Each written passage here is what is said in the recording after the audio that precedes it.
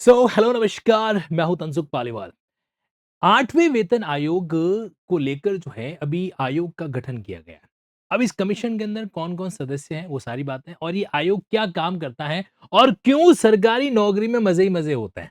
अब देखो ऐसा है जी कि जब कभी भी सरकारी नौकरी का ज़िक्र आता है तो बदनाम किया जाता है लड़की के पिता को। क्यों बदनाम किया जाता है? उसके बारे में कहा जाता है कि भाई लड़की के पिता को जो दामाद है वो सरकारी दामाद चाहिए होता है। लेकिन खाली बात सरकारी दामाद की नहीं है। सरकारी सेवा के अंदर कई सारे और भी बेनिफिट है। पहला बेनिफिट ये देता है कि सिक्योरिटी हर महीने सैलरी आएगी आएगी। दूसरा बेनिफिट ये है कि कहीं पर भी अपन लोग थोड़ा-सा रौब दिखा सकते हैं कि गवर्नमेंट सर्विस के अंदर है। तीसरा ये भी रहता है कौन-सा वाला जो मैं आपको बताने वाला हूँ, हर 10 साल के बाद में आपके वेतन का एक अलग ही इंक्रीमेंट होता है। मतलब हर जो साल भर डीए बढ़ता रहता है वो तो अपनी जगह पर है ही, लेकिन आपका डीए 10 साल के बाद में आपके मूल वेतन में कंबाइंड कर दिया जाता है। इसको अपन बोलते हैं फिटमेंट फैक्टर। अभी मैं आपको समझाऊंगा कि क्या होता है फिटमेंट फैक्टर।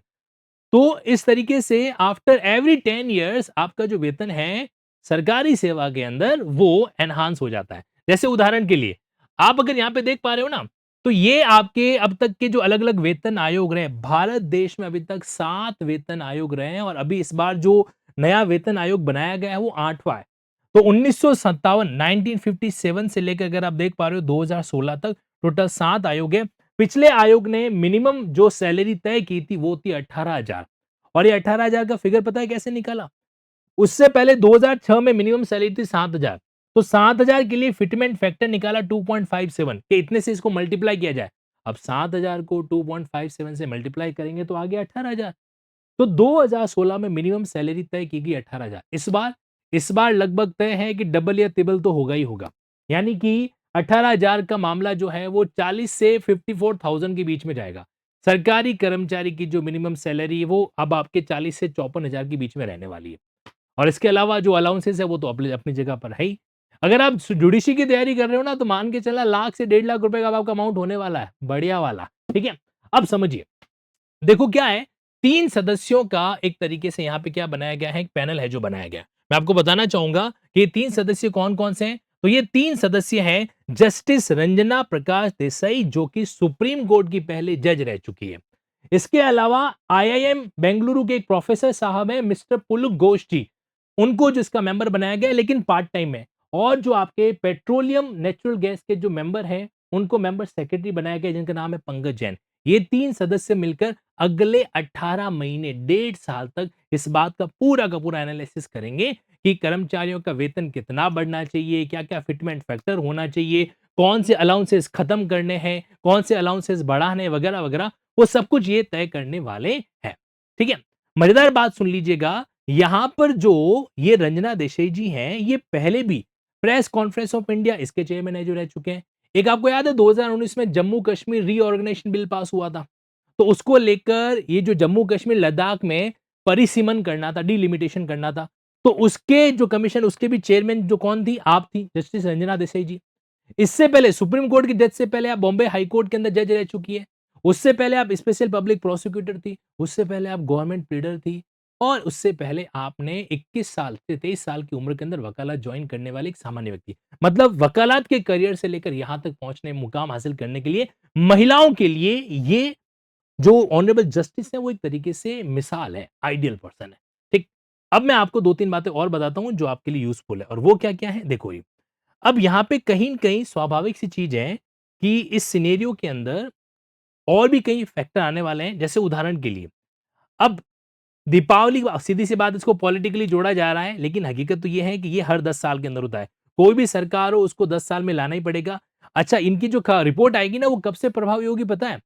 ये अपनी रिपोर्ट तो लगभग 2027 में पेश करेंगे, लेकिन ये इफेक्टिव होगी 1 जनवरी 2026 से, यानी कि आज से 2 महीने बाद में। तो कर्मचारियों को 2027 के अंदर मिलेगा अच्छा खासा एरियर, है ना? कितना, डेढ़ साल का जो भी एरियर होगा वो उनको क्या है, मिलने वाला है एक तरीके से। और फिर जो सेंट्रल बढ़ाएगा उसके अकॉर्डिंग फिर क्या है, 8वां जो आयोग की सिफारिश से है उसको कौन करेगा? राज्य भी लागू करेंगे। तो स्टेट सर्विसेज के अंदर भी उसको इंप्लीमेंट है जो किया जाएगा। तो यहाँ पर टोटल मिला के जो है बात इतनी सी है कि केंद्रीय कर्मचारियों के मजे-मजे इसलिए होने वाले हैं क्योंकि यहाँ पर 8वें आयोग की बात, 8th पे कमीशन का मामला स्टार्ट हो चुका है। इस बात की सूचना ऑफिशियली किसने दी? इस बात की सूचना ऑफिशियली दी है सूचना प्रसारण मंत्री अश्विनी वैष्णव ने, जो कि कैबिनेट के मंत्री भी हैं। तो फाइनली ये चीज आपके सामने आती है। अब मैं लॉ के स्टूडेंट को एक बात कहना चाहता हूं। देखो, जब कभी भी इस तरह की खबर आप आपको मिलती है ना, तो आपको इसको अपनी पढ़ाई से लिंक है जो करना चाहिए। हम लोग क्या करते हैं, जुडिशरी की जब तैयारी कराते हैं ना लिंकिंग ऐप पर, तो उस समय स्टूडेंट को बताते हैं कि देखो, जब कोई भी न्यूज मिले उस न्यूज का लीगल एस्पेक्ट लिंक करना चाहिए। जैसे उदाहरण के लिए अभी जस्टिस रंजना प्रकाश देसाई है, तो इनके द्वारा कई ऐसे लैंडमार्क जजमेंट आ रखे हैं। जैसे उदाहरण के लिए हमारे क्रिमिनल प्रोसीजर के अंदर पुराने वाले सीआरपीसी में एक सेक्शन था 319, और वही सेक्शन नए वाले कानून के अंदर है 358।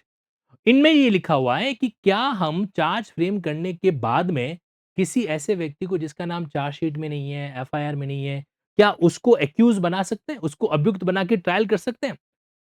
तो इसका जवाब दिया था, हरदीप करके केस आया था, हरदीप सिंह वर्सेस पंजाब 2014 का मामला। तो ये जो संवैधानिक बेंच थी ना, उसकी मेंबर थी, अगर आप देख पा रहे हैं तो जस्टिस रंजना प्रकाश देसाई। तो यही वो जस्टिस है जिनको हमने अभी 8th पे कमीशन का चेयरमैन है जो बना रखा है। और इतना ही नहीं, इसके अलावा भी इनके कई सारे जजमेंट आ रखे हैं। आप अगर लिली घोष का जजमेंट देखेंगे तो वो भी इसी से कनेक्टेड है ना? इसके अलावा जो आपके 2014 का मामला आया था कौशल सिंह वर्सेस आपके नाज फाउंडेशन, वो भी इससे जुड़ा हुआ मामला है। और भी कई सारे मैटर हैं जिनका लैंडमार्क डिसीजन किसने दिया है? आपके ऑनरेबल जस्टिस रंजना देसाई ने। तो आप लोगों को कहना चाहूँगा कि अगर आप पढ़ाई को डीले जो करना चाहते हैं इफेक्टिव वे के अंदर, तो इस तरह की खबरों को भी अपनी पढ़ाई से लिंक करिए। और ये आप मान के चलिएगा कि जीके जीएस के पॉइंट ऑफ व्यू से तो बहुत ज़रूरी है। आपसे सवाल पूछा जा सकता है जीके के अंदर कि बताओ भाई, फर्स्ट पे कमीशन कब था? से लास्ट पे कमीशन कौन-सा था? 8 पे कमीशन का हाल ही फिलहाल चेयरमैन किसको बना रखा है? तो बी रेडी फॉर दैट। इससे हमारा जीके भी स्ट्रांग हो सकता है और इससे हमारा जो लीगल एस्पेक्ट है वो भी स्ट्रांग है जो हो सकता है। इस बारे में आपका क्या कहना है कि इस तरह से जब हम पढ़ाई को लिंक करते हैं, प्रैक्टिकल फैक्ट को जब लीगल कॉन्सेप्ट के साथ डील करते हैं, तो क्या वो वर्कआउट होता है या नहीं होता है? अगर आप जुड़ना चाहते हैं लिंकिंग लॉ की इसी तरीके से प्रैक्टिकल लिंकिंग वाली तैयारी से, तो आपके लिए बहुत ही बढ़िया मौका है। मौका ये है कि अभी आज और कल यानी कि 31 अक्टूबर तक आप जो है लिंकिंग के जुडिशरी, एडवोकेसी, नेट और प्रोसिक्यूशन ऑफिसर के कॉम्बो सेगमेंट को डील कर सकते हैं अफोर्डेबल प्राइस पे। इसमें आपको क्या करना है, हैप्पी दिवाली का ये कोड है जो यूज करना है।